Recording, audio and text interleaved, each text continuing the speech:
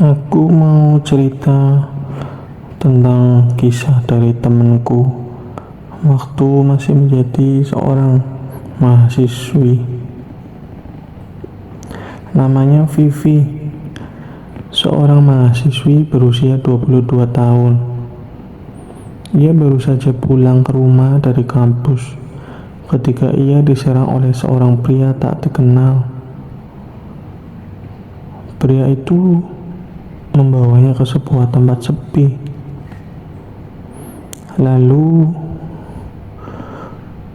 melakukan sesuatu yang keji tersebut. Sampai sekarang Vivi masih belum bisa melupakan kejadian itu.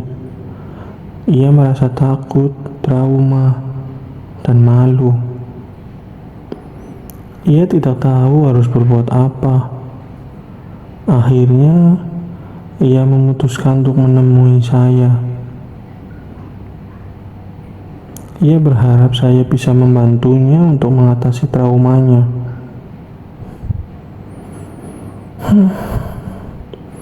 Ketika saya datang, Vivi langsung menceritakan kejadiannya yang menimpanya. Saya mendengarkan dengan seksama, tanpa menyela.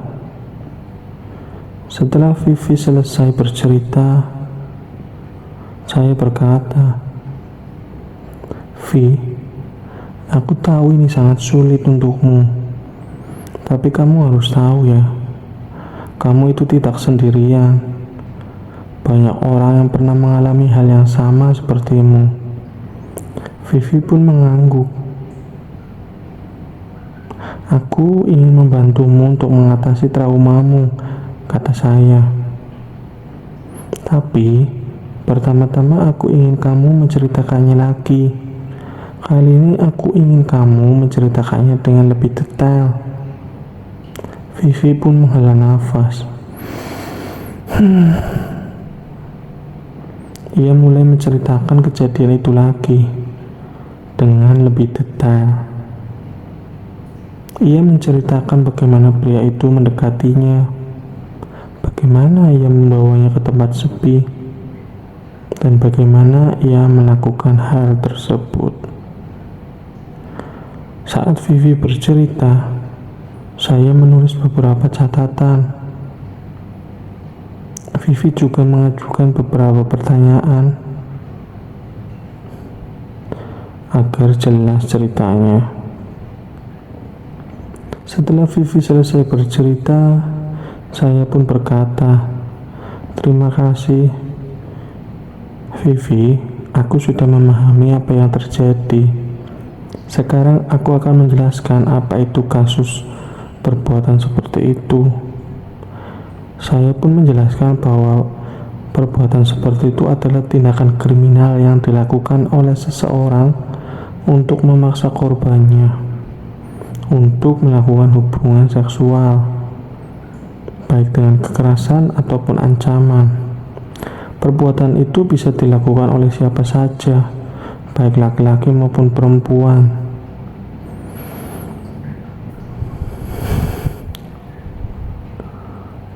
Maka dari itu, hal ini bisa kita proses secara hukum. Sekarang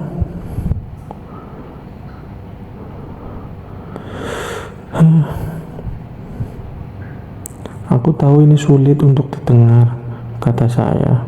Tapi aku ingin kamu tahu bahwa kamu tidak sendirian.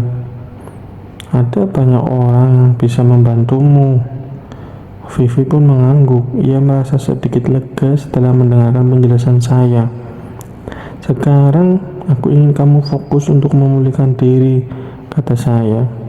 "Ada beberapa hal yang bisa kamu lakukan untuk membantumu mengatasi traumamu."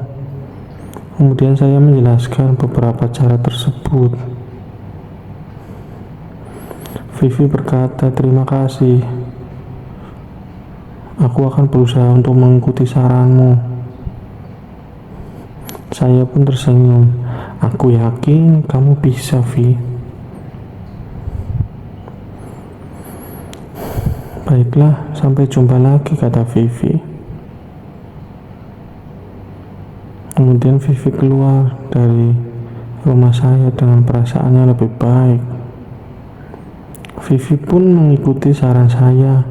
Ia menjalani terapi dan konseling untuk membantunya mengatasi traumanya. Ia juga mendapat dukungan dari orang-orang terdekatnya.